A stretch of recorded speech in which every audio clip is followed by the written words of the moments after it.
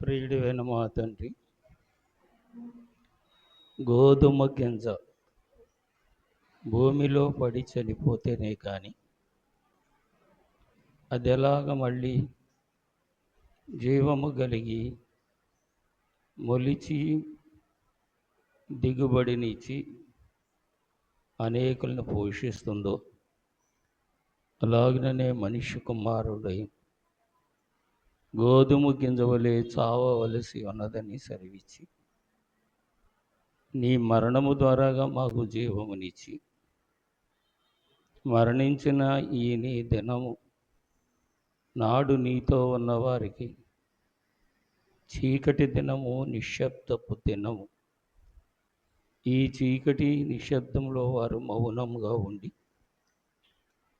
మరల నీవు జీవిస్తావని కనిపెట్టినట్లుగా ఆ జ్ఞానము, ఆ పారమార్థిక అనుభవము నేడు సంఘము కలిగి ఉండుట కొరకు భక్తుల ఆత్మలకు మీరు అందించిన సందేశమును బట్టి బిడ్డలమైన మేము అభ్యసిస్తూ ఈ నిశ్శబ్ద దినమందు సమాధి అనబడే నీ సన్నిధిలోనికి వచ్చి జీవమై ఉన్న నీ ఎదుట మోకరించి నిర్జీవుడివై ఉన్న నీవు మాకు ఉజ్జీవమునిచ్చి నిర్జీవమైన మా దేహములను నీ జీవముతో నింపే తండ్రివని ఎరిగి ఈ దినము నీ సముఖమందు స్తుతులు చెల్లిస్తూ ఉన్నాం. ఈ స్తుతులు, స్తోత్రములు అంగీకరించుమని సమాధి సింహాసనంపై ఆసీనుడైన యేసు స్వామి నామమునకు సమర్పించుచున్నాము పరమ తండ్రి. నన్ను రక్షింప మరణం పొందియు సమాధి నెన్నటికి నీ గెలిచి యున్న ప్రభునందు నున్న విశ్వాసంబి నాకు నుత్సవంబును కలుగజేయు శ్రీకరంబకు నామమేది సిల్వబడ్డ యేసు క్రీస్తే నాకింత ప్రోత్సాహముల్ కల్గుడా కేకత గణమైన హితువయ్యుండు. మనకు లేడు అనుకున్న ప్రభు మరణశయ్య మీద ఉంటుండగా వస్తాడు అన్న విశ్వాసంతో వెలుపలుండి కనిపెడుతున్న స్త్రీలను పోలి ఈ దినము దైవ సన్నిధిని సమీపించిన వారలారా, వాగ్దాన సంబంధమైన జీవము తండ్రి మనకందరికీ ప్రసాదించునుగాక. ప్రియులారా, ఈ దినము ప్రభువారి యొక్క శ్రమలో, శోధనలో చిట్ట చివరి దినము. ఈ చివరి దినము సంభవిస్తుందని ఎరిగి కడవరి రాత్రి తన శిష్యులను తన ప్రేమతో నింపి ఆ ప్రేమ తాను ప్రేమించిన వారి పాదాల వరకు వంగి ఆ పాదములను శుద్ధి చేసి పరిశుద్ధ లోకములో ప్రవేశింపచేయుట కొరకు తన మహిమ ప్రభావముల చేత కడిగి పరిశుద్ధులుగా వారిని చేసి ఆ రాత్రే అక్రమకారులతో ఏకీవించిన అన్యాయస్తుడైన శిష్యుడు చేసిన దుర్మార్గపు ఆలోచనలకు ఆయన బంధింపబడిన వాడై అక్రమకారులు పెట్టినటువంటి పలు విధములైన శ్రమశోధనలు 5 కోట్లు. మీరు సంగతులు జాగ్రత్తగా అర్థం చేసుకోవాలి. బైబిల్ చదువుతున్నారు మీరు, కానీ ప్రార్థన చూసుకుంటే అసలు అయిపోతుంది. దాన్ని మళ్ళీ నేను ఏ బోధకుడైనా చెప్తారు, ఇలాగే వివరించి చెప్తారు. జరిగింది ఏంటంటే, ఆ రాత్రి శిష్యులు కాళ్ళు కడిగిన తర్వాత ఆయన రొట్టెను విరిచి వారికి ఇచ్చేది నా శరీరం అని చెప్పి పరలోకపు తండ్రికి ప్రార్థన చేసి పరలోకపు మహిమంతా ఆ రొట్టెల్లో ఉంచి ఆయనలోని జీవమంతా తన శిష్యుల్లోనికి పంపించిన దేవుడు నిర్ణయించిన శుభకార్యం, అది గొప్ప కార్యం, విలువైన కార్యం. రెండో విషయానికి వస్తే, పాత్రను పట్టుకొని కృతజ్ఞతాస్తుతులు చెల్లించి, దీనిలోనిది మీరు త్రాగండి, మీ కొరకు నేను నియమించిన ఒక కొత్త నిబంధన, ఒక కొత్త చట్టం, దాని నిమిత్తమే నేను కార్చుచు ఉన్న రక్త ప్రభావం ఈ రసంలో ఉంచాను. కాబట్టి నేను కార్చనైన రక్త ప్రభావం మీ మీద పనిచేయడం కొరకు ఈ ద్రాక్ష రసాన్ని నేను మీకు ఇస్తున్నాను. ఇది లోకం ఇచ్చినటువంటిది కాదు. సమయమును బట్టి, సందర్భమును బట్టి దాని విలువ మీలో నుండి మీ మీద పనిచేస్తుందని ఆ శిష్యులకు ద్రాక్షారసం ఇచ్చిన పిదప వారు కీర్తన పాడి ఒలీవల కొండకు వెళ్ళాక ప్రభు ఏకాంతంగా ప్రార్థనకు వెళ్ళినప్పుడు యోధ ప్రధాన యాజకుల దగ్గరను, శాస్త్రుల దగ్గరను, ప్రజల పెద్దల దగ్గరను అధికారం పొందినవాడై వారి సైనికుల్ని పట్టుకొని వచ్చి ప్రభువును ముద్దు పెట్టుకొని ఇతనే ప్రభు అని చూపించి అక్కడ నుండి అతడు పక్కగా జరగడం జరిగింది. తర్వాత వారు పట్టుకున్నారు. వారు పట్టుకొని మొదట అన్నా కోర్టుకు తీసుకొని వెళ్ళారు. ప్రజాపతి ఈ ప్రజాపతి దగ్గరికి వెళ్ళేటప్పటికి అన్న ఏమన్నాడంటే, ప్రజలందరికీ ఒకరికొక మనుషుడు చనిపోవుట ప్రజలందరికీ ప్రయోజనకరం, కాబట్టి ఈయన మరణించడానికే నా దగ్గరికి రప్పింపబడ్డాడు, ఈయన పుణ్యపురుషుడు. తర్వాత నేను ఈ పదవి నుంచి తప్పుకున్నాను కాబట్టి ఈ పదవిలోకి వచ్చిన కైప ఉన్నాడు. పాత ప్రెసిడెంట్ గారు వెళ్ళిపోయారు, కొత్త ప్రెసిడెంట్ గారు వచ్చారు కదా, అలాగ కైప ఉన్నాడు. కైప దగ్గరికి తీసుకుని వెళ్ళండి. ఆ కైప ఎవరు? ఈ అన్నాకి అల్లుడు. కాబట్టి అల్లుడి దగ్గరికి తీసుకుని వెళ్ళారు. ఇది రెండవ కోర్టు. ఈ రెండవ కోర్టులో కూడా కొన్ని వాదాలు, ప్రతివాదాలు జరిగినాయి. వాదం ఏంటి? అన్యాయం. ప్రతివాదం ఏంటి? మౌనం. కాబట్టి ప్రభువుని ఎవరి దగ్గరికి తీసుకొని వెళ్ళినా ప్రభు మౌనంగానే ఉంటున్నారు. ఎందుకు మౌనంగా ఉంటున్నారు? వాళ్ళు వాదించేదంతా అన్యాయం, న్యాయం కాదు. అది న్యాయము కాని వాదనలో తలదూర్చకూడదు. ఇది నీతి. న్యాయము కాని తీర్పులు అన్యాయుల పక్షంగా మనం చెప్పకూడదు. ఇది ప్రభు నీతి. అక్కడ నుండి హేరోదు దగ్గరికి తీసుకుని వెళ్ళారు. క్షమించండి, అక్కడ నుండి సన్హెద్రిన్ సభకు తీసుకొని వెళ్ళారు. ఇది మూడవ కోర్టు. సన్హెద్రిన్ సభ అంటే మత నాయకుల సభ. మత నాయకులు, కుల పెద్దలు అంటారు కదా, మత నాయకుల సభ. దీనిలో 40 మంది సభ్యులు ఉంటారు.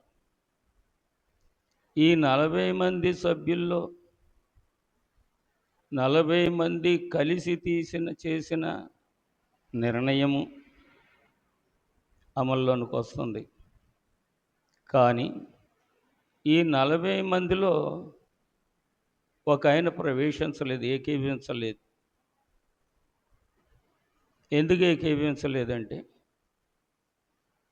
అన్నా కోర్టులో అన్యాయమే జరిగింది. అన్యాయపు తీర్పులే నేరాలు మోపారు. పిలాతు కైపా కోర్టులో కూడా అక్రమమైనటువంటి నేరములే మోపారు. ఇప్పుడు పెద్దల సభలోకి వచ్చారు. పెద్దలు కూడా ఏం చేస్తున్నారంటే వెతుకులాడుతున్నారు ఏ నేరం మోపాలని. ఎందుకంటే ఆయన మీద నేరము లేనివాడు, నేరము ఎవరు, ఆయనలో నేరం లేదు, నేరస్తులలో కూడా ఆయన నేరం చూడలేదు. అది ఆయనకున్న గొప్పతనం. నేరస్తుల్లో, దొంగల్లో దొంగతనం చూడలేదు, ఉంది, కానీ అది ఆయన ఎంచలేదు. వ్యభిచారం ఉంది, కానీ దాన్ని ఆయన ఎంచలేదు. దానికి కారణాలు వెతికాడు ఆయన. వ్యభిచరిస్తుంది స్త్రీ, ఎందుకు వ్యభిచరించింది, కారణం వెతికాడు. దొంగతనం చేస్తున్నారు, ఈ దొంగలు ఎందుకు దొంగతనం చేస్తున్నారు, ఆ కారణం వెతికారు. ఇలాగా ఇప్పుడు వీడిని శిక్షించాలా, రక్షించాలా, క్షమించాలా? కాబట్టి శిక్షించడం తేలికే, క్షమించడం పెద్ద ఇష్యూ అన్నమాట. మూడో విషయం ఏంటంటే రక్షించడం. గమనించండి, ఈ దినము పరిశుద్ధాత్మ ప్రేరణ బట్టి జరిగిపోయిన చరిత్ర అంతటిలో కొన్ని సంగతులు మరల మీ ముందు ఉంచుతున్నాను. 7 మాటల్లో మొదటి మాట ఏంటంటే క్షమించుట కదా. మీరు ఏం చేస్తున్నారో ఎరగరు కాబట్టి వీరిని క్షమించను అన్నారు. దాని అర్థం ఏంటంటే తాను ఓడిపోవడము, తనను ఆశ్రయించిన వారిని గెలిపించడం. క్షమించడం అంటే ఓడిపోవడం అన్నమాట. మనం ఎవరినైనా పోనీలే ఆడి పాప ఆడిపోతాడు అని వదిలేస్తే ఆడు చేతకాక మన దగ్గర ఏం తప్పు పట్టుకోలేక ఆడిపోయాడురా అని మనం విర్రవీగుతాం. అర్థమవుతుందా? మనిషి స్వభావం అది. దేవుని స్వభావము నన్ను రక్షించాలంటే నేను ఓడిపోవాలి. మీకు ఎలా చెప్పాలంటే ఆదికాండంలో 28వ అధ్యాయంలో యెబోకు రేవు దగ్గర యాకోబు ఒక్కడే మిగిలిపోయి దేవునికి ప్రార్థన చేస్తాడు. ఎందుకు ఒక్కడే మిగిలిపోయి దేవుడికి ప్రార్థన చేస్తున్నాడంటే ఆ రేవు దాడితే అతనికి సావు ఎదుర్కొంటుంది, సావు ఎదురొస్తుంది. సావు ఏ రూపంలో వస్తుందంటే రక్త సంబంధి అయ్యున్న ఏసావు రూపంలో వస్తుందంటే అన్నగారే చంపడానికి వస్తున్నాడు. కాబట్టి ఇప్పుడు నన్ను తప్పిస్తావా, మరణానికి అప్పగిస్తావా, ఏదైనా చెయ్యి, నువ్వు వస్తే నువ్వు ఏం చేస్తావో అదే నా జీవితంలో నెరవేరుతుందని దేవుడి మీద ఆనుకున్నాడు యాకోబు. దీనికి కారణం ఏంటంటే యాకోబు పద్దనరాము ప్రయాణమై వెళ్ళిపోయేటప్పుడు, బ్రతుకు తెరువు గురించి పద్దనరాము వెళ్ళేటప్పుడు బెయేర్షెబా అనే అరణ్యంలో పడుకున్నాడు ఒక రాత్రి. నిర్దోషవంతుడు దోషిగా తరంబడుతున్నాడు. యాకోబు నిర్దోషే, తల్లి అతన్ని దోషిగా చేసింది. దోషిగా తరంబడుతున్నాడని చెప్పి దేవుడైన యెహోవా మన దిక్కు తేరి చూసినాడు, రక్షకుడు ఉదయించినాడట అని పాడతాం మనం. జ్ఞాపకం పెట్టుకోవాలి నాన్న, ప్రతీది జ్ఞాపకం పెట్టుకొని ఆ సందర్భానుసారంగా మనకి అంశాలు బయటకు రావాలి. దాన్ని బట్టి ప్రార్థన చేస్తే ఆ సందర్భానికి తగిన ఆశీర్వాదం దేవుడు పంపిస్తాడు. ఇవాళ ఇక్కడ సందర్భం వేరు, మనం చేసేది వేరు. జరుగుతుందోటి, నేను మీకు చెప్పేది ఒకటి, నేను చెప్పేది ఒకటి, మీరు ప్రార్థించేది ఒకటి అయితే గల్లీ బిల్లి గల్లీగే నోక అలాగుంటుందన్నమాట. కాబట్టి మనమే కాదు, చాలామంది క్రమం తెలియదు, వరస తెలియదు. ఇక్కడ ఉంది వరస అంతా ఇక్కడ ఉంది. మొన్న చెప్పాను, అమ్మ రేపు చేసే కార్యక్రమం ఇవాళ చేస్తున్నాను. ఇవాళ చేయవలసిన కార్యక్రమం రేపుడిది అసలు.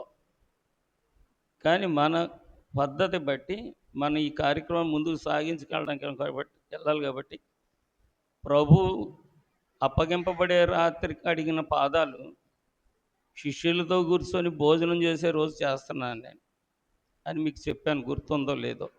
ఇవాళది రేపు చేస్తున్నాను, రేపటిది ఇవాళ చేస్తున్నాను. ఇది సంఘ క్రమంలో అలాగ మారింది. సరే, యాకోబు ఇతడు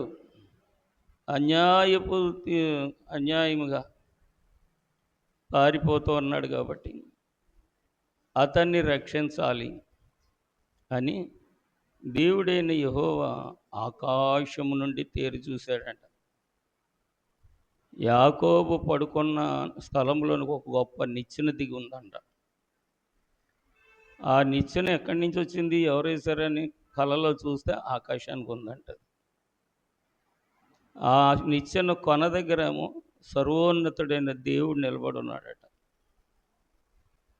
ఆ నిచ్చెన మీద నుంచి కొంతమంది దూతలు దిగుతున్నారంట, యాకోబు దగ్గరకు వస్తున్నారంట, యాకోబుని ముట్టి ఎక్కుతున్నారంట. ఎక్కుచు దిగుచు ఉన్నారు. పరిశుద్ధుని చేసి ఆగండి వరుస చెప్తున్నాను అనమాట. ఇప్పుడు ముట్టిన వారు ఆ మోసగాడిని శుద్ధి చేస్తున్నారు.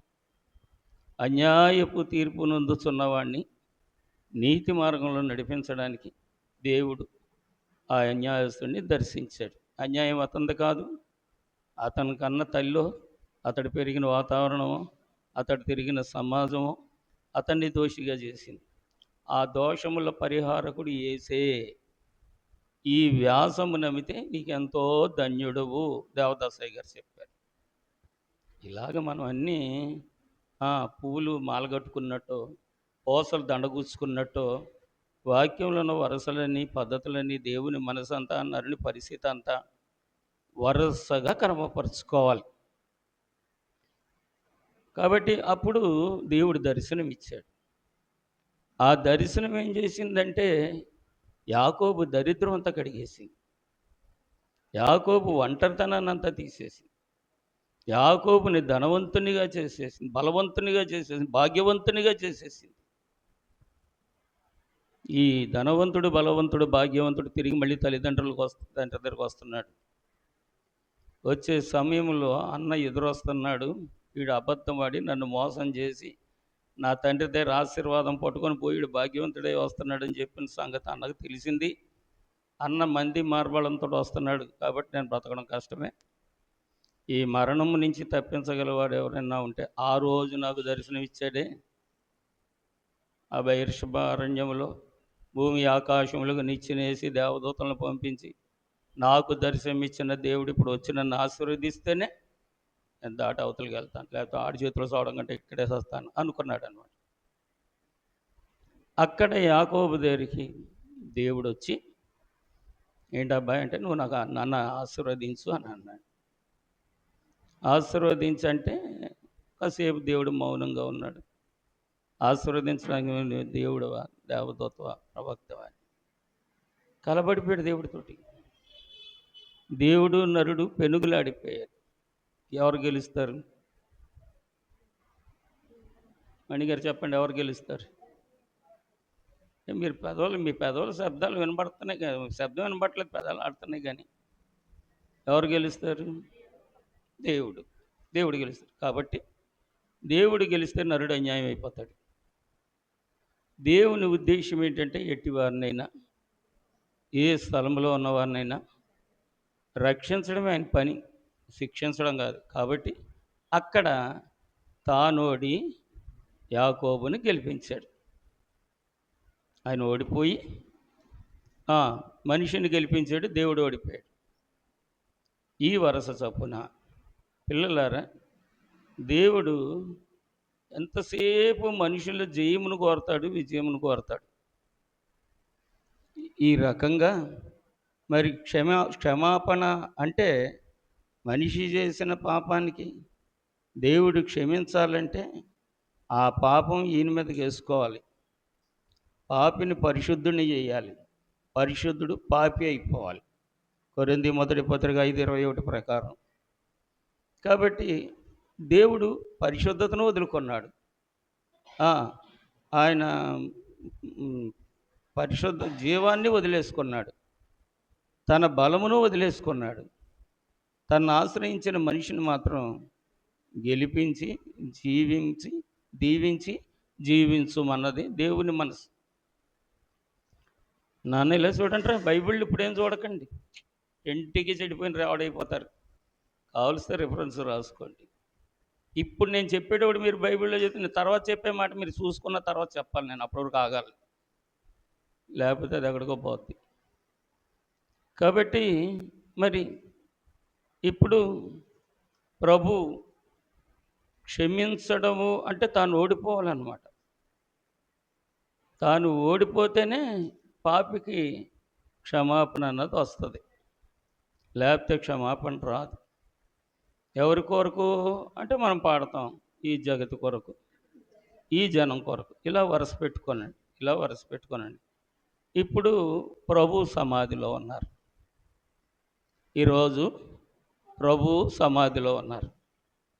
సమాధిలోనికి వెళ్ళకముందు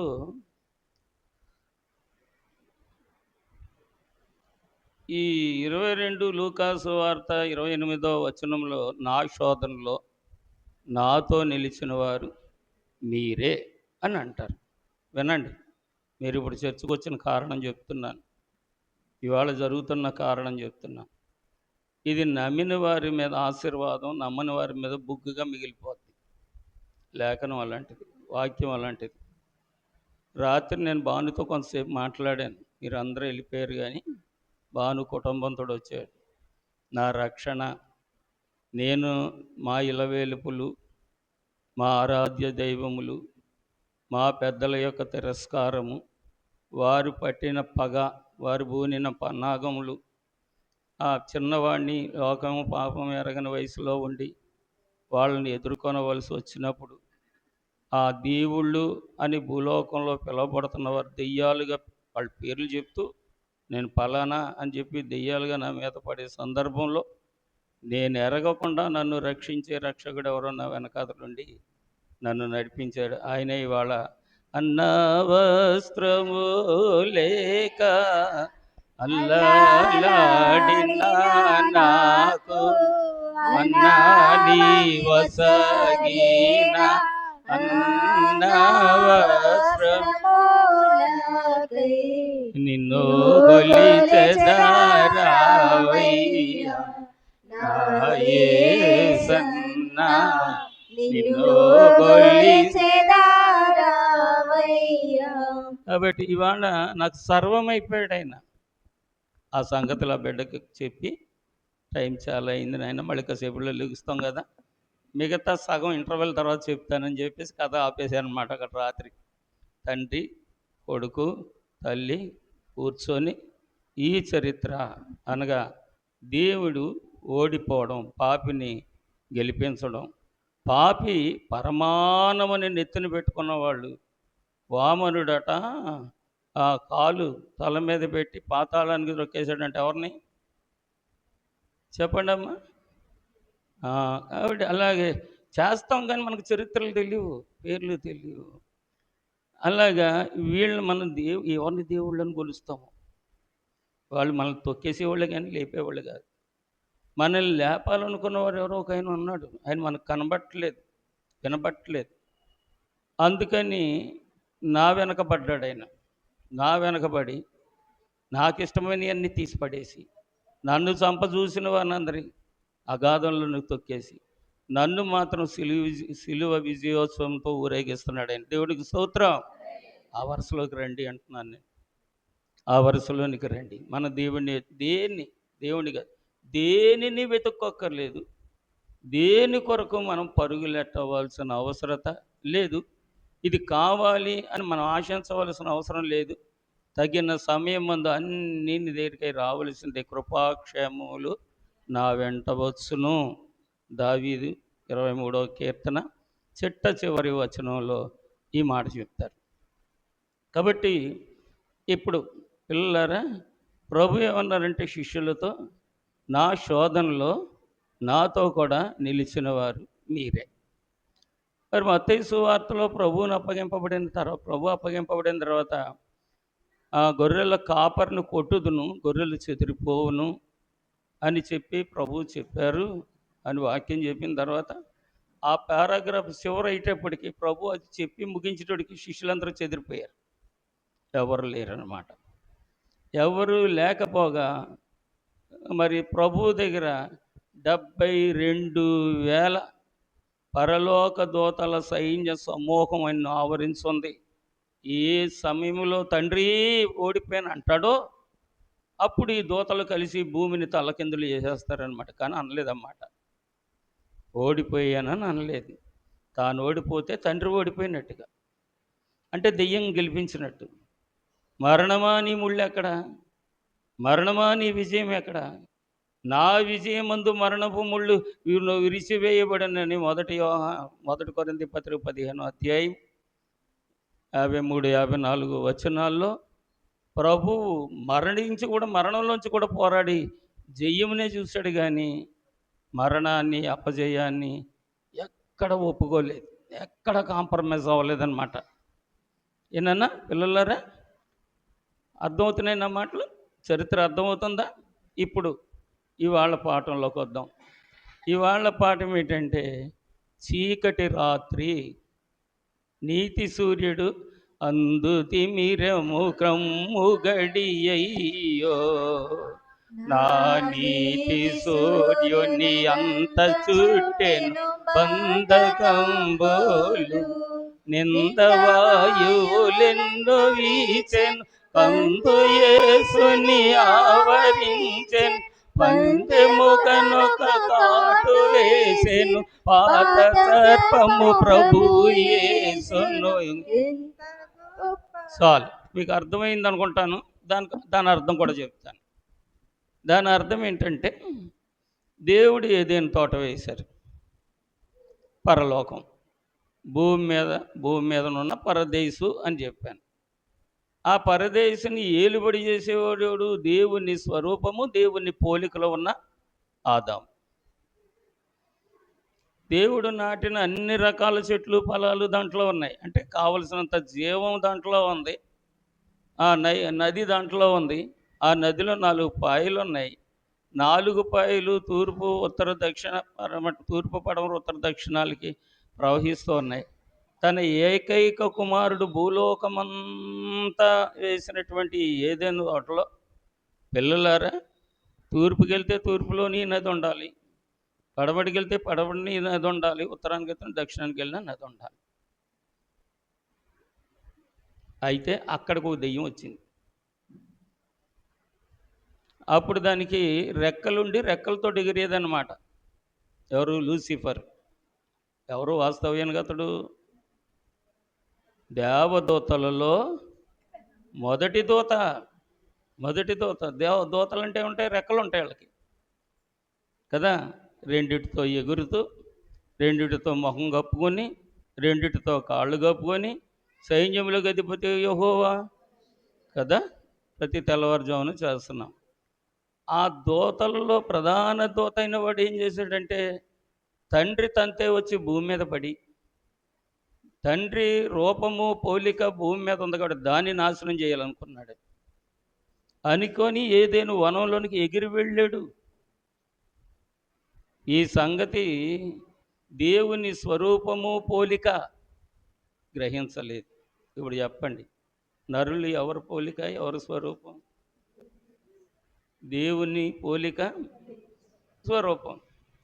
ఈ దేవుని పోలిక, దేవుని స్వరూపం, దేవుణ్ణి కానీ తెలుసుకొని ఉంటే భూమి మీద దెయ్యం ఉండదు. తెలుసుకోకపోగా ఏం చేస్తుందంటే, ఈ దేవుని స్వరూపం, దేవుని పోలిక దెయ్యాలని కథలు పరిగెడుతుంది. మీరే మా దేవుడు, మీరే మా దేవుడు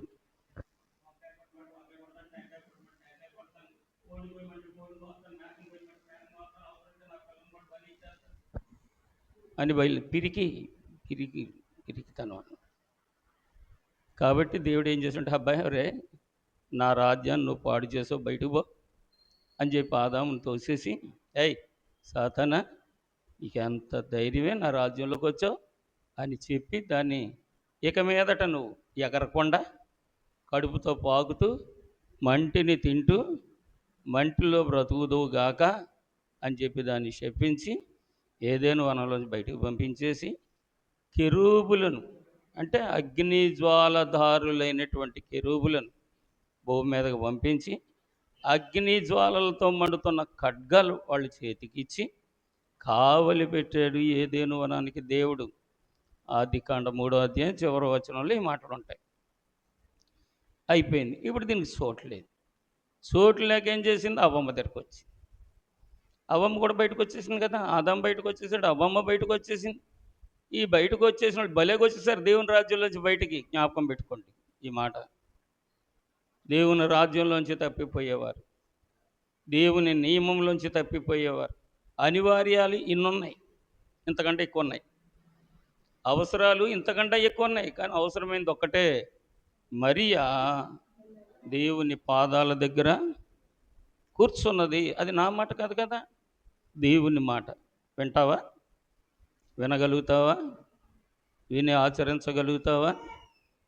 యాకోబు ఆచరించాడు. ఆచరించగలుగుతావా? కాబట్టి ఆచరించట్లేదు. ఈ నేరం ఇంకా కొనసాగుతూనే ఉంది. కాబట్టి అది వచ్చి అవ్వమ్మ దగ్గరకు వచ్చి, అవునా దేవుడు తోట పొలాలు తినద్దన్నాడా? తిన్న రోజు నిత్యంగా చచ్చిపోతావు అన్నాడా? ఏం చావు, నువ్వు దేవదూతల్లో రూపం వచ్చేద్ది నీకు అని చెప్పి అవ్వమ్మతో చెప్పింది.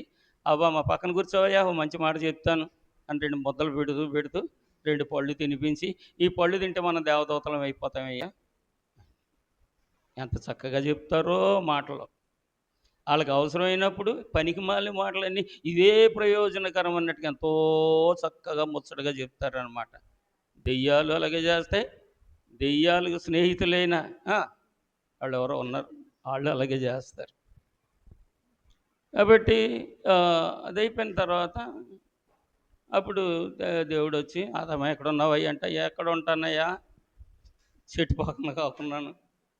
చెట్టు పక్కన ఎందుకు దాక్కున్నావు అంటే, నాకు సిగ్గేస్తుంది నీ ముందు రావడానికి. ఎవడు చెప్పాడు నీకు సిగ్గేస్తుందని? ఒంటి మీద బట్టలు కావాలి నీకు ఎవడు చెప్పాడు? ఇగో అవ్వమ్మ చెప్పింది. అవ్వమ్మకి ఎవరు చెప్పారు? సైతాన్ చెప్పింది. ఎక్కడి నుంచి ఎక్కడికి లింక్ వెళ్ళిపోయిందో. అప్పుడు అన్నారనమాట, ఏమని? నీ కుమారుని కంటావు, ఇది నీ మడి మీద కాటేస్తుంది, ఈ కుమారుడు నీ తల చితక తొక్కుతాడు అని అప్పుడు శపించాడనమాట. ఆదికాండం 3వ అధ్యాయం 15వ వచనంలో దేవుడైన యెహోవా సాతాను శపించాడు. కాబట్టి పందెము గనొక కాటు వేసెను పాత సర్పము యేసు. అప్పుడు పందెం పట్టిందంట, పగబూనిందంట. ఎప్పుడు దొరుకుతాడని చూసిందంట. నీతిమంతుడుగాను మానవ రూపంలో దొరికాడు ఈయన. పందెం పగబట్టి వచ్చి కాటేసి మరణింపజేసింది సాతాను. ఎవరిని? దేవుని కుమారుడు. మరి ఎందుకు అది మరణింపజేస్తే ఎందుకు మరణించాలి? ఆయన మరణించకపోతే మనం జీవించం.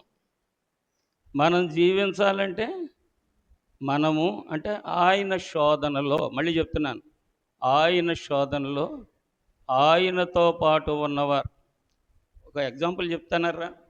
నేను ఈ సంఘానికి పాస్టర్ని. పాస్టర్నా పనికిమాలిన ఉన్నా చెప్పండి? పాస్టరేనా? ఆయన నేను వస్తే మీరు వస్తారా? నేను రాకుండా మీరు వస్తారా? నేను వస్తేనే మీరు వస్తారు. మంచిదే. అయ్యగారు వచ్చారు కాబట్టి, గంట కొట్టారు కాబట్టి, మైక్ పెట్టారు కాబట్టి, వెళ్ళకపోతే బాధపడతారు. నా గురించి కాకపోయినా, నీ గురించి కాకపోయినా, దేవుడి గురించి కాకపోయినా, ఫార్మాలిటీ గురించి అన్న వస్తారు. మీరుంటే నేను చెప్తానా, మీరు లేకుండా నేను చెప్తానా? కదా. అలాగా ప్రభు ఏంటంటే, ఆయన జీవము, తండ్రి అయిన దేవుడు లోకమంతటిని జీవంతో నింపాడు కాబట్టి, లోకములో ఉన్న జీవులు, జీవరాశులు, వనములు, వన్యమృగములు, జలచరములు, జలములు, వాయువులు అన్నిటిలో జీవం ఉండాలి అంటే వీళ్ళని గెలిపించాలి, నేను ఓడిపోవాలి. అర్థమైందా? నేను ఓడిపోతే వీళ్ళు గెలుస్తారు, మనుషులు గెలుస్తారు, నా శోధనలో నాతో నిలిచిన వారు గెలుస్తారు, వీళ్ళ సౌఖ్యం కొరకు నాటిన ఆ చెట్లు పుట్టలు గెలుస్తాయి, ఆ పంటలు నిలుస్తాయి, ఆ జలములు నిలుస్తాయి, ఈ నదులు నిలుస్తాయి. ఇంకా వివరంగా చెప్పాలంటే చాలా కథ చెప్పాలి. మరి మీకు అర్థం అవ్వాలని నేను ఇలా చెప్తాను. లేకపోతే నిన్న మా అమ్మాయి చెప్పింది, ఎవరో కమల, ఆర్కాలజీ నుంచి తీసి ఆర్కియాలజీ నుంచి కొన్ని విషయాలు తీసి మీకు చెప్పింది. మీకు ఎంతవరకు అర్థమైందో కానీ ఫ్యాక్టే కానీ వివరించాలంటే చాలా టైం పడుతుంది. కాబట్టి తన చదువుకున్న బిడ్డగా తను చదివిన విషయాలు కొన్ని చెప్పింది. నిజాలు దాంట్లో చాలా ఉన్నాయి కానీ వివరించాలి. బైబిల్ కింద పెట్టొద్దు అమ్మ, నేను రిక్వెస్ట్ చేసి చెప్తున్నాను ఆ చిన్న బిడ్డ చెప్పింది. అది కూడా ఎందుకు పెట్టొద్దు అన్నారో కూడా చెప్పాలి. లేకపోతే పెడితే మేము కింద కూర్చోలేదు అంటారు, అడుగుతారు అలాగా.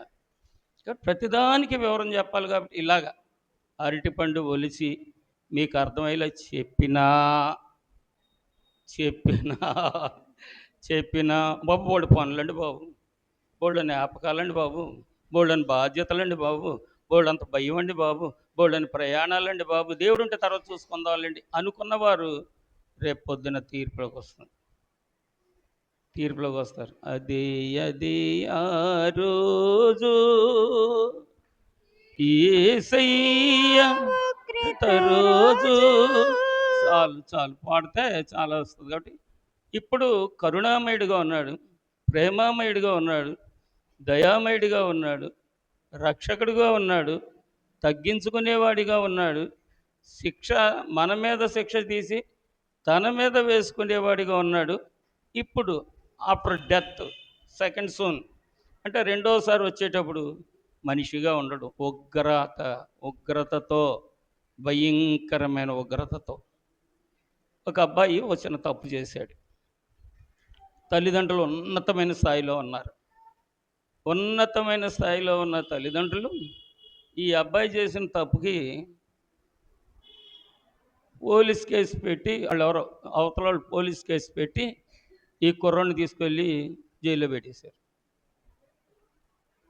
జైల్లో పెట్టేస్తే ఆ ఉన్నత స్థాయిలో ఉన్నవారు నాకు దూర బంధువులు.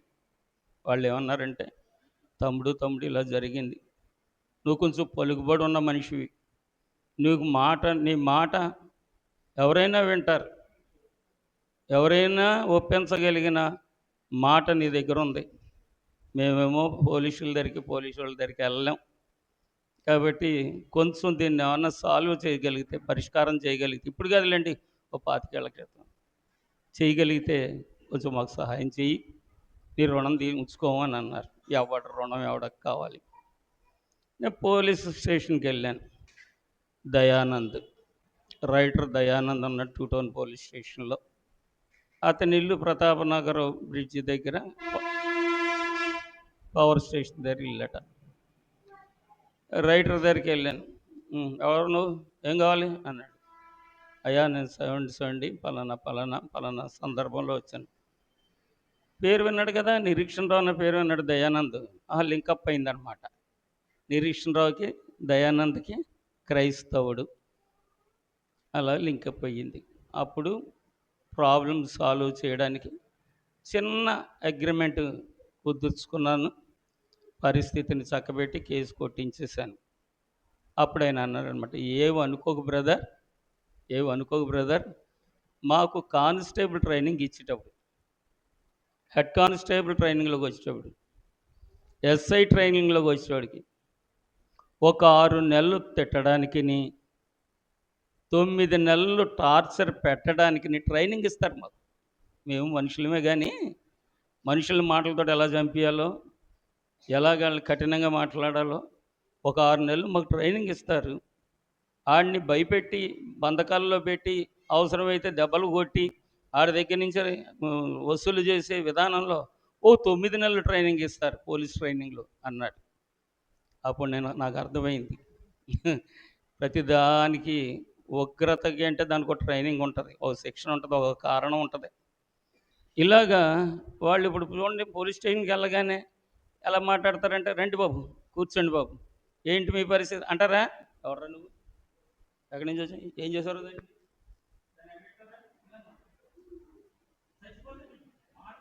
చంపేస్తారు వాళ్ళు. అది చెప్పాడు అతను నాకు, మాటలతోటే ముందు చంపేస్తామని. కానీ నీ పేరును బట్టి నేనేం అనలేకపోయాను. ఒకవేళ ఏమన్నా మాట్లాడితే క్షమించు సోదరా అని చెప్పి ఎక్స్‌క్యూజ్ చేయడం జరిగింది. ఎవరు? రైటర్ గారే బచ్చాగాడిని అయిన నన్ను క్షమాపణ కోరడం జరిగింది. అంటే అప్పుడు నేను అనుకున్నాను, నా తండ్రి నా వెనకాతల ఎవరో ఉన్నారు. నా వెనకాతల నా తండ్రి ఎవరో ఉన్నారు అని నేను ప్రతిదానికి చిన్నప్పటి నుంచి కూడా నేను దేవుడిని తెలుసున్న కాడి నుంచి కూడా ప్రతి విజయము దేవుడి వల్లే నాకు కలుగుతుందని నేను దేవుడిని స్తుతిస్తూ ఉంటాను. ఓకే. ఇప్పుడు ఈయన శోధనలో నిలిచిన వారు ఎవరు? శిష్యులు పారిపోయారు. ఎవరితో చెప్పారు ఈ మాట? శిష్యులదైతే చెప్పారు. నా శోధనలో నాతో నిలిచిన వారు మీరు.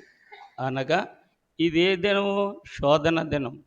శోధన కాలము బహు ప్రియమాయను, బహు ప్రియమాయను. వేదనలేవణ భూమిగా మారెను, భూమిగా మారి శోధన బాధలు ఫలమును గూర్చెను, శోధన బాధలు ఫలమును గూర్చెను, జయమని పాడెదను, నా విజయం పాడెదను, నా విజయం పాడెదను. జయ హే జయ హే జయ హే జయ హే జయ జయ దేవసుతా జయ జయ విజయ సుతా జయ హే జయ హే జయ హే జయ హే. ఇది నిశ్శబ్ద రాత్రి. నీతి సూర్యుడు అందు తిమిరము గమ్మె గడియ, అంధకారమైన కాలం. నీతి సూర్యుడు మౌకబోయాడు, మౌని అయిపోయాడు. రాతి సమాధిలో పెట్టబడ్డాడు, వెలుగు మరుగైపోయింది, ఎటు తోచడం లేదు, దిక్కు తోచని స్థితిలో పిల్లలారా లోకమంతా మౌనంగా ఉన్న సమయం. ఆ కాల పరిస్థితులు. అప్పుడు ఇవాళ మనం చదివిన వాక్యం మార్కు సువార్త 15వ అధ్యాయం 44 నుంచి 47 వరకు మనం చదివాం. అక్కడ పిల్లలారా 43వ వచనంలో ఘనత వహించిన సభకు సభ్యుడైనటువంటి అరిమతయి యేసేపు అనేటువంటి ఒక వ్యక్తి ఉంటాడు. ఓసారి చూస్తారా? 43వ వచనంలో, కనుక సాయంకాలమైనప్పుడు అరిమతయి యేసేపు తెగించి పిలాతునొద్దకు వెళ్ళి యేసు దేహము తనకిమ్మని అడిగాను. అతడు ఘనత వహించిన ఒక సభ్యుడై దేవుని రాజ్యము కొరకు ఎదురు చూచువాడు.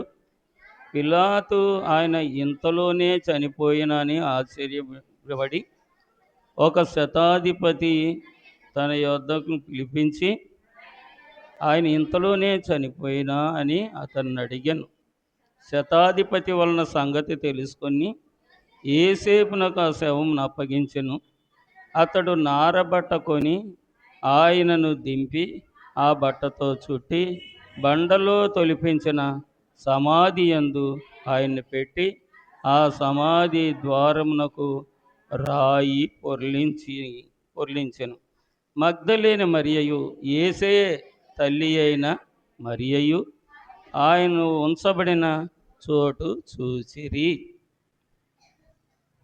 మత్తయి సువార్తలో మరి ఈ మాట ఎలా ఉంటుందంటే 27వ అధ్యాయంలో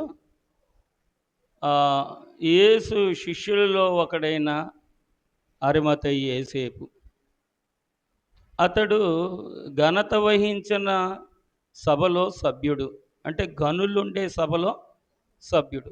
ఇలా చూడండి, ఇప్పుడు ఇందాక చెప్పాను 3వ కోర్టుకు తీసుకొని వెళ్ళారు. ఆ కోర్టు ఏంటి?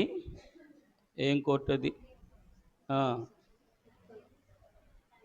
ఏం కోర్టు అని చెప్పాము? గ్రామ పెద్దల. ఈ 40 మంది ఉంటారు. 40 మంది ఒక మాట అయితేనే కానీ ఏది చట్టం చేయరు వాళ్ళు. ఆ 40 మందిలో 39 మంది మాట్లాడుతున్నారు, కానీ ఈ అరిమతయి యేసేపు మాట్లాడలేదు. ఇతడు గనుడు. కారణం ఏంటంటే మత్తయి సువార్తలో మనం చూసినట్లుగా అతడు యేసు ప్రభువుకి శిష్యుడట.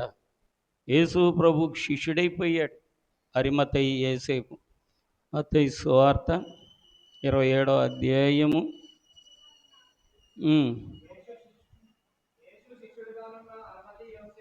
యేసుకు శిష్యుడిగానున్న, చాలు చాలు, అరిమతయి యేసేపు. అక్కడ ఏం చదివాము? ఘనత వహించిన సభ్యుడు. గనులు కూర్చుంటే సభలో సభ్యుడు ఈ అరిమతయి యేసేపు. అంటే గొప్పవాడు, పెద్దవాడు, ఊరి పెద్ద. ఏమయ్యాడు? యేసయ్యకు దాసయ్యాడు. యేసయ్యకు దాసుడయ్యాడు. కాబట్టి ఆ దాసుడైన వాడు పిలాతు దగ్గరికి వెళ్ళాడు. పిలాతు అంటే గవర్నర్. గవర్నర్ గారి దగ్గరికి వెళ్ళి, అయ్యా, యేసు ప్రభు శరీరము నాకు ఇవ్వా అని తెగించి అడిగాడు. కొంచెం పొలిటికల్ స్ట్రెంగ్త్ ఉంది కదా, రాజకీయ బలం ఉంది కదా. వెళ్ళి పిలాతుని అడగగానే, ఏంటి, నీతిమంతుడు అప్పుడే చనిపోయాడా అని పిలాతు సంశయం పడ్డాడు. పిలాతు ఎందుకు సంశయించాడంటే మత్తయి సువార్త పిల్లలారా మరి 26వ అధ్యాయంలో, మత్తయి సువార్త 26వ అధ్యాయంలో 27వ అధ్యాయంలో పిలాతు భార్య ఆ నీతిమంతుని జోలికి పోవద్దు, ఆ నీతిమంతుని గురించి నేను ఒక కల కని ఉన్నాను. 27:19 వచనం. అతడు న్యాయపీఠం మీద కూర్చుండి ఉన్నప్పుడు అతని భార్య, నీవు ఆ నీతిమంతుని జోలికి పోవద్దు, ఈ ప్రొద్దు ఆయనను గూర్చి నేను కలలో మిక్కిలి బాధపడితిని అని అతని యొద్దకు వర్తమానం పంపింది. ఓ నా యజమానుడా, నువ్వు గవర్నర్వే కానీ చట్టం చేసే అధికారం నీకుంది, కానీ నీవు ఇప్పుడు చట్టం చేసే ఆ మనిషి ఎవరు అనుకుంటున్నావు? ఆయన నీతిమంతుడు. ఆయనను గురించి పరలోకంలో నుంచి నాకు కల వచ్చింది. వచ్చి ఆ నీతిమంతుని జోలికి నీ భర్తని వెళ్ళవద్దని చెప్పు అని పిలాతు భార్యకు కలలో చెప్పబడింది. ఎందుకు ఈ మాట చెప్తున్నానంటే, మనిషి కుమారుడు లేఖనము నెరవేరినట్లుగా అన్యజనుల చేతికి అప్పగింపబడతాడు. కానీ అప్పగింపబడేది లేఖనం నెరవేరడానికే అయినా నన్ను అప్పగించిన వానికి శ్రమ, వాడు పుట్టి ఉండి ఉండని ఎడల వానికి ఎంతో మేలు కలుగునని యేసు ప్రభు అన్నారు. అంటే దేవుని జోలికి అధికారి అయినా వెళ్ళకూడదు, అన్యాయస్తుడైనా వెళ్ళకూడదు, న్యాయాధిపతి అయినా వెళ్ళకూడదు, ఊరి పెద్ద అయినా వెళ్ళకూడదు, మోతుబారు రైతైనా వెళ్ళకూడదు. అయితే ఇంకా పిలాతుకి చెప్పేవాళ్ళు ఎవరున్నారు? పిలాతుకి ఎదురు చెప్పేవాళ్ళు ఎవరు లేరు. కారణం ఆయన గవర్నర్, జస్టిస్ అన్నమాట. కాబట్టి ఆయన న్యాయాధిపతి. ఆ న్యాయాధిపతికి రాజులకు రాజు, ప్రభువులకు ప్రభు అయి ఉన్న ఆయన పరలోకంలో నుండి ఎవరు త్వరగా వింటారు? ఎవరు త్వరగా వింటారు? స్త్రీయే దేవుని వాక్యాన్ని వింటుంది. స్త్రీ దేవుని మాట వింటుంది. కాబట్టి పిల్లలారా, ఇప్పుడు పిలాతు భార్య దగ్గరికి దేవదూతను పంపించాడు దేవుడు. దేవదూత వచ్చింది. దేవదూత వచ్చి ఆ కళ అంతా చూపించింది. ఆ కళలో ఈ దేవదూత చెప్పినవన్నీ విని ఇప్పుడు ప్రభువుకు తీర్పు తీర్చబోతుంటున్నటువంటి ఆ న్యాయపీఠం మీద కూర్చున్న తన యజమాని దగ్గర కబురు పంపించి, అయ్యా, ఆ నీతిమంతుని జోలికి వెళ్ళదు సుమి, మనం నాశనం అయిపోతాం. అప్పుడు అన్నాడు, ఆయన అంటాడు, ఇగో మీరు ఎవరిని విడిపించమంటారు చెప్పండి?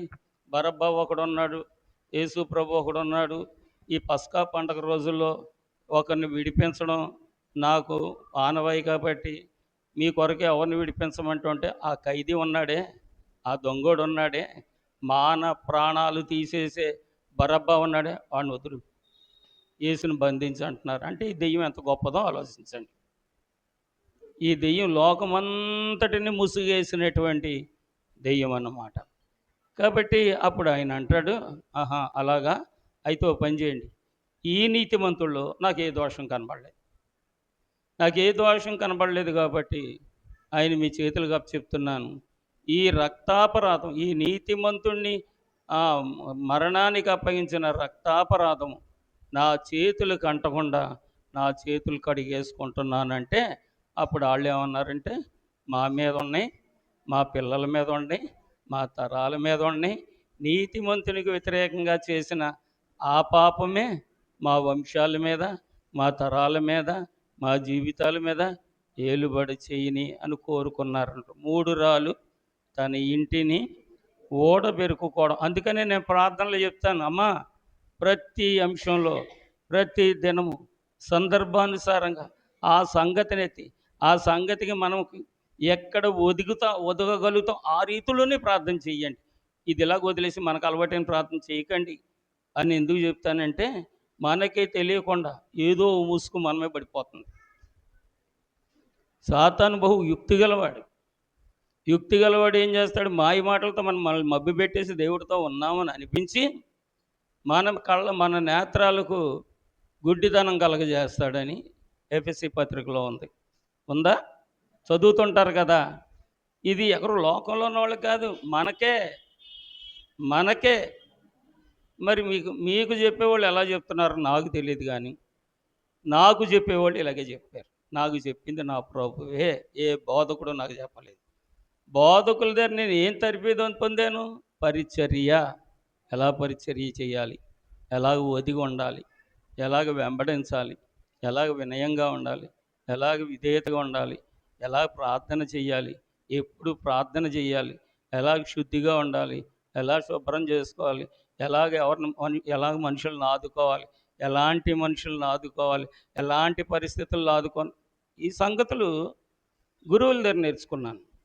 కానీ వాక్యము దాని వివరము దేవుడే నాకు స్వయముగా బోధించగా అభ్యసించిన వాడని. ఈ మాట మీకు నమ్మలేరు, ఇప్పుడు నమ్మలేరు. నా అనుభవంలోకి మీరు వచ్చాక అప్పుడు మీరు నమ్ముతారు ఏమ్మా. కాబట్టి ఇప్పుడు వాళ్ళు ఏమన్నారు, ఈ రక్తాపరాధము మా మీదను మా పిల్లల మీదను ఉండని అంటారు. చూడండి, ఇప్పుడు సపోజ్ ఏమనుకోవద్దు, మొన్నటి రాత్రి పాదశుద్ధి, దేవాలయం ఖాళీ ఉందా? రేపు సంస్కారం, దేవాలయం ఖాళీ ఉంటుందా? ఇవాళ ఏమైంది, 40 రోజుల నుంచి ప్రతిరోజు ఇంక రోజు వెళ్తుంది కదా, వాళ్ళు మానేస్తే ఏం పోయింది, రేపు వెళ్దాంలే అనిపించేది ఏంటి? సోమరితనం. ఈ సోమరోడి కంట మన కాళ్ళ కింద పడి నలిగిపోయే చీమ బెటర్ అంట. ఓ సోమరోడా, ఆ చీమ దగ్గరికి వెళ్ళి బుద్ధి నేర్చుకొని, సామెతల గ్రంథం 6వ అధ్యాయం 6వ వచనంలో జ్ఞాని అయిన సొలొమోను గారి ద్వారాగా సోమరితనంగా చేసే భక్తి పరులకు అందరికీ బుద్ధి చెప్పమన్నాడు దేవుడు. భక్తి అనేది దేవుని వరం రా, మనకు వచ్చింది కాదు, మనకు రాదు, నేర్చుకోవాలి, వాడుకోవాలి. ఈ దేహం దేవుని వరం, ఈ జీవం దేవుని వరం. కావాలనుకుంటే ఉంచుకో, లేకపోతే ఏ ఎండ్రిన తాగి. నువ్వు ఎండ్రిని తాగేస్తే నీకు నష్టమా దేవుడికి నష్టమా? నీకే నష్టం. దేహం దేవుడిచ్చింది, ఆ దేహాన్ని చీల్చుకొని కోసుకొని పాడు చేసుకుంటే నీకు నష్టమా దేవుడికి నష్టమా? అలాగే ఈ దైవ సహవాసం అనేది దేవుని వరం. క్రమముగా పాటిస్తే నీకు, దీన్ని అక్రమంగా పాటిస్తే నీకు నష్టమా దేవుడికి నష్టమా? ఇవి నేర్చుకోవాలి. ఇవి నేర్చుకొని మనం ఎక్కడ ఉండాలి, ఎప్పుడు ఉండాలి, ఎంతలో ఉండాలి, చెయ్యాలి. చాలాసార్లు చెప్పాను. నా భార్యకి సస్తది, ఆ రాత్రి సస్తది అనమాట. అలాంటి పరిస్థితిలో ఉంది, వదిలేసి వెళ్ళిపోయాను నేను. ఎక్కడికి? దేవుని సన్నిధికి వెళ్ళిపోయి అక్కడ అప్లై చేశాను అనమాట. ఇలాంటి పరిస్థితుల్లో వదిలొచ్చారు. నాకు దిక్కు లేనోడిని. ఆ అమ్మాయికి ఎవరు దిక్కు లేరు, మాకెవరు దిక్కు లేరు, చచ్చిపోయేలాగా ఉంది. పనిగట్టుకొని నీ పాదాల దగ్గరకు వచ్చాను. నీ పాద సేవ నేను చేస్తున్నాను. దెయ్యాలను వదిలిస్తున్నావు, భూతాలను వదిలిస్తున్నావు, అన్యజనులను నడిపిస్తున్నావు, నీవు దూతల్ని పంపిస్తున్నావు, ఇన్ని విషయాలు చెప్తున్నావు, నేర్పుతున్నావు, నేను ఆచరిస్తున్నానో లేదని చిన్న చిన్న పరీక్షలు పెడుతున్నావు. నేను ఇంటికి వెళ్ళేటప్పటికి నా భార్య బ్రతికుండాలి అని ప్రార్థన చేశాను. చక్కగా స్నానం చేసి వంట చేసి తల దూకొని పువ్వులు పెట్టుకొని రెడీగా ఉందన్నమాట. ఇది ఎప్పుడు 1981 సంవత్సరంలో జరిగిన కథ, గుంటూరులో. అంటే నమ్మలేం మనం. ప్రతిదానికి ఏమవుతామంటే మన బలహీనత గబుక్కుని పడిపోతాం వెళ్ళిపోయి. దేవుడి మీద ఆనుకోవడం అంటే చాలా కష్టం. రైట్. ఇప్పుడు వీరు కోరిన కోరిక ఏంటి చెప్పండి? మా మీదను మా పిల్లల మీదను ఉండని మని. తర్వాత యోహాను సువార్త 19వ అధ్యాయం 39వ వచనంలో, రాత్రి వేళ ప్రభు దగ్గరకు వచ్చిన శిష్యుల్లో ఒకడైన నికోదేము. చదువుతారా? యోహాను సువార్త 19వ అధ్యాయం 39వ వచనం. మొదట రాత్రి వేళ. దీని అర్థం ఏంటంటే రహస్యంగా వచ్చేవాడంట, రాత్రుళ్ళు వచ్చేవాడంట. బహిరంగంగా యేసు ప్రభు దగ్గర రావడానికి లోకం ఒప్పుకోదు, కుటుంబం ఒప్పుకోదు, ఉద్యోగం ఒప్పుకోదు. నికోదేము పరిస్థితి అది. మొదట రాత్రి వేళ. ఇప్పుడు చదువు. ఆయన దగ్గరికి వచ్చిన నికోదేము కూడా ఓళముతో కలిపిన అగరు 150 సేర్లు, అంటే 150 ఏమనాలి, సేరు అంటే ఎంత? అది కేజీ. 150 కేజీలు అగరు తీసుకొచ్చాడంట. అంటే ఏంటి? సుగంధ ద్రవ్యములు, పరిమళ సువాసన నిమిత్తమైన సుగంధ ద్రవ్యములు తీసుకొని వచ్చి ఏం చేశాడు నాన్న? అంతటా వారు యేసు దేహమును, అంటే సమాధిలో ఉన్న దేహాన్ని ఎత్తుకొని వచ్చి యూదులు సమాధి చేసే మర్యాద చొప్పున సుగంధ ద్రవ్యములు దానికి పూసి నారబట్టలు. ఈ నికోదేమే తెచ్చాడు నారబట్టలు. సమాధి తీసుకున్నాయనే, సమాధి ఇచ్చినాయనే నారబట్టలు తెచ్చాడు. ఈ సన్హెద్రిన్ సభ సభ్యుడిన సభలో ఊరి పెద్దల్లో ప్రముఖుడైనటువంటి ఈయన నారబట్టలు తెచ్చాడు, సమాధినిచ్చాడు. నికోదేము వచ్చాడు, 150 సేర్లు అత్తరు తెచ్చాడు. సమాధిలో నుండి ఆయన దేహాన్ని బయటకు తీసుకొచ్చారు. సమాధి సమాధి సమాధి. కాబట్టి పిల్లలారా, మత్తయి సువార్త 27వ అధ్యాయం 19వ వచనంలో పిలాతు దానికి సమ్మతించాడు. తర్వాత పిల్లలారా, మరి స్త్రీలు కొందరు స్త్రీలు ఏం చేశారంటే ఆ సమాధి దగ్గర కనిపెట్టుకున్నారు. మార్కు సువార్త మనం చదివిన పాఠంలోనే 15వ అధ్యాయంలో చివర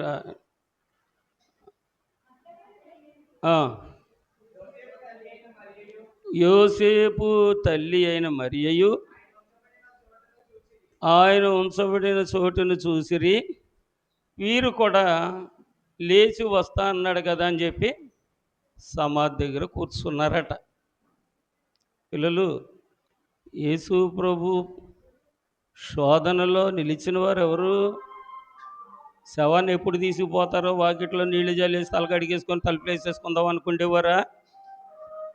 సమాధి వరకు వెళ్ళి సమాధి చేసేవారా? తైలం పూసేవారా? చెప్పండి. ఈ మన క్రైస్తవులం అయ్యాక అంతకుముందు బుడ్లు పెట్టేవారు, ఇప్పుడు పెడతారేమోలేండి. 3వ రోజు వెళ్ళి కక్క మొక్క బొడ్డి చుట్టా పెట్టి అగ్గిపెట్టి ఇవన్నీ అక్కడ పెట్టి అగ్గిపెట్టి మళ్ళీ వాళ్ళు వెలిగించుకోవడానికి అగ్గిపెట్టి ఉండదేమో అని ఓ చుట్ట పెట్టి దానికి ఒక అగ్గిపెట్టి పెట్టి ఒక బుడ్డి పెట్టి దానికి ఒక మొక్క 4 రకాల మొక్కలు పెట్టి. తప్పు నాన్న, ఇలాంటి చేయకూడదురా. మీరు పరిశుద్ధులు. మళ్ళీ చెప్తున్నాను, నేను పరిశుద్ధుడును, మీరును పరిశుద్ధులై ఉండండి. మొన్న చనిపోయారు, ఇవాళ తీసుకెళ్ళి కక్క మొక్క పెడతారు. మరి సావుకు ముందు ఎందుకు పెట్టలేదు? అది మానవ తత్వమా, దెయ్యం తత్వమా? దైవత్వమా, దురాత్మతత్వమా చెప్పండి? అది చెయ్యొచ్చా చెప్పండి? అలాంటివి చెయ్యొచ్చమ్మా? మాట్లాడంటారా కొంచెం? కూడదు అన్నవాళ్ళు కట్టేయాలి ఇంకా. మనం కాదు, వాళ్ళు చేస్తుంటారు, వెళ్ళకూడదు అక్కడ మనం. రేపు పొద్దున్న నేను వెళ్ళిపోతాను. నేను వెళ్ళిపోయేటప్పుడు మీకున్న ప్రేమను బట్టి మీరు ఏదో తీసుకొని ఇచ్చి ఇలాగే చేస్తారు. అప్పుడు నన్ను చూడడానికి నా కూతురు రాకూడదు, నా అల్లుడు రాకూడదు, నా పిల్లలు రాకూడదు. కారణం, నేను దేవుడి దగ్గరికి వెళ్ళను, దెయ్యాల దగ్గరికి వెళ్తాను అలాంటి పనులు చేస్తే. ఎవరికైనా ఇదే పద్ధతి, ఎవరికైనా ఇదే పద్ధతి. మా పద్ధతి ఇది, మా సాంప్రదాయం ఇది. అంటే అత్తరుబుయ్యరు ఉప్పేస్తారు. ఓ 10 కేజీలు ఉప్పేస్తారనమాట. కేజీ అంతా 10 రూపాయల, 20 రూపాయల, తేలిగ్గా అయిపోద్ది కాబట్టి. ఎందుకంటే త్వరగా ఊరిపోద్దంట, పెట్టులో ఉన్న శవం త్వరగా ఊరిపోద్దంట, కండ కుళ్ళిపోద్దంట, ఎముకలు ఏమైపోతే నీకెందుకయ్యా? లోపల మట్టిలో పెట్టిన తర్వాత నువ్వు లోపలికి వెళ్ళి మళ్ళీ తవ్వి చూస్తావా? సువాసన వస్తుందా, దుర్వాసన వస్తుందా, శరీరంలాగా ఉందా, కుళ్ళిపోయేలా ఉందా అని చూస్తావా నువ్వేమన్నా? తప్పు. ఇలాంటి పనులు. పిలాతు భార్య, నాయనా ఆ నీతిమంతుని జోలికి వెళ్ళకే, నువ్వు ఎవరికైనా తీర్పు తీర్చు, కానీ ఆ నీతిమంతునికి తీర్పు తీర్చు. మసలుచూ ఉంటుండగానే మహిమపరచండి తండ్రిని. ఆ టైం వచ్చిన తర్వాత చేతులు కాలేక ఆకులు పట్టుకుంటే ఏం ప్రయోజనం ఉండదు. నీ తల్లి చనిపోయినా, నీ తండ్రి చనిపోయినా, నువ్వే చనిపోయినా, నీ కార్యం చేసేవాళ్ళు నీ ఇంటివారు కాదు, నిన్ను చూడడానికి వచ్చిన ఊరోళ్ళు చేస్తారు. వాళ్ళని నువ్వు ఆపలేవు. వాళ్ళు లేకపోతే చేసేవాళ్ళు లేరు అనుకుంటావు. కాబట్టి ముందుగానే సిద్ధపడు. ఈ సంగతులన్నీ ఇంక ఇలా చెప్పుకుంటూ వెళ్తే చాలా సంగతులు ఉన్నాయి. కానీ ఇప్పుడు ప్రభువు ఆశించిన వారు పారిపోయారు. ప్రభువుని ప్రేమించిన వారు ప్రభువుకు తెలియకుండానే అరిమతయి, యోసేపు, నికోదేము, పిలాతు భార్య, అలాగే స్త్రీలైన వారు, వీరందరూ నిలిచి పిల్లలు. ఇంతకుముందు మరి మార్కు సువార్త 15:21, 22 కురేనీయుడైనటువంటి సీమోను, అతని మీద యేసు ప్రభు సిలువను మోపారు. అదో చరిత్ర, ఓ భాగం చెప్పాలి. వాళ్ళు కురేనీయుడు ఎవరు, కురేనీయుడు అంటే ఏంటి, ఎవరు, ఎక్కడి వాడు, అతను అక్కడికి ఎందుకు వచ్చాడు, అతను ఏ ఊరి నుంచి వచ్చాడు, ఏ ఊరికి వచ్చాడు, ఎందుకు వచ్చాడు, ఇవన్నీ తెలిస్తేనే కానీ ఎందుకు చేసాము, ఏం చేసామో అర్థం కాదు. విషయం తెలియకుండా చేసేదంతా అర్థం లేని పనులే. అర్థము విషయము తెలిస్తే క్రమంగా చేస్తాం. వీళ్ళు మొదట పిలాతు భార్య, అరిమతయి, యోసేపు, నికోదేము, మరియా, యేసే తల్లి అయిన మరియా, మగ్దలేని మరియా, వీరందరూ ఈ దినము ప్రభువును ఆదరించుచున్నవారు. నా శోధనలో నాతో నిలిచినవారు వీరే. ఈరోజు ఈ కూడికకు కారకులైనటువంటి వారు, కూడికలో ఏకీభవించిన వారు, ఈ దినమునకున్న సంగతులు వివరంగా విన్నవారు, విని వాటిని అనుసరించి ప్రార్థించిన వారు, ప్రభువును ఆదరించేవారు. మరి 38 రోజులు ఏం చేశారు? శ్రమ పెట్టారు, దుఃఖపెట్టారు, ఆయాస పెట్టారు, అవమానపరిచారు, నిందలు వేశారు, కొరడాలతో కొట్టారు, ముళ్ళ కిరీటం పెట్టారు, బళ్ళాలతో పొడిచారు, మేకులతో కొట్టారు, కాని మాటలు మాట్లాడారు, పాసి ఉమ్ము వేశారు, పిడిగుద్దులు గుద్దారు. ఈ 38 రోజులు అన్యాయస్తుల చరిత్ర. 38 రోజులు అన్యాయస్తుల చరిత్ర. కాబట్టి దాంట్లో అంతా గద్దింపు. ఈ దినం ఆదరణకర్తల దినం, ఈ దినము మౌన దినం, ఈ దినము అంధకార దినం, ఈ దినము దిమిరము అంటే ఎటు తోచని అయోమయ దినం. ఈ దినమున ఆయన నామంలో ఆయన పక్షంగా నిలబడ్డవారు, ఆ సమాధి దగ్గరకు వచ్చిన వారు, సమాధి అనబడే పరిశుద్ధ ఆలయంలోకి వచ్చిన వారు, స్తుతి చెల్లించేవారు, ప్రభు ఆత్మకు ఆదరించేటువంటి ఆదరణకర్తలు. అందులో నీవు ఉన్నావు. ఈ దినం కూటం పెట్టుకున్న వాళ్ళు ఉన్నారు, నేనున్నాను, మనమున్నాం. ఇది నిన్ను నాకు చూపించు, నన్ను నాకు చూపించు అనే ప్రార్థనకు ప్రాముఖ్యమైనటువంటి సంగతి ఇది. ఈ దినం ఎవరు తప్పిపోకూడదు. సపోజ్ ఫర్ ఎగ్జాంపుల్ నేనే చనిపోయాను అనుకుందాం, నన్ను వదిలేసిపోతారా? మీకు నాకేమైనా బంధం ఉందా? ఎవర్రా, ఏమైనా సంబంధం ఉందా? పని ఉందా, వెళ్ళొచ్చేద్దాం, వెళ్ళిపోతావా?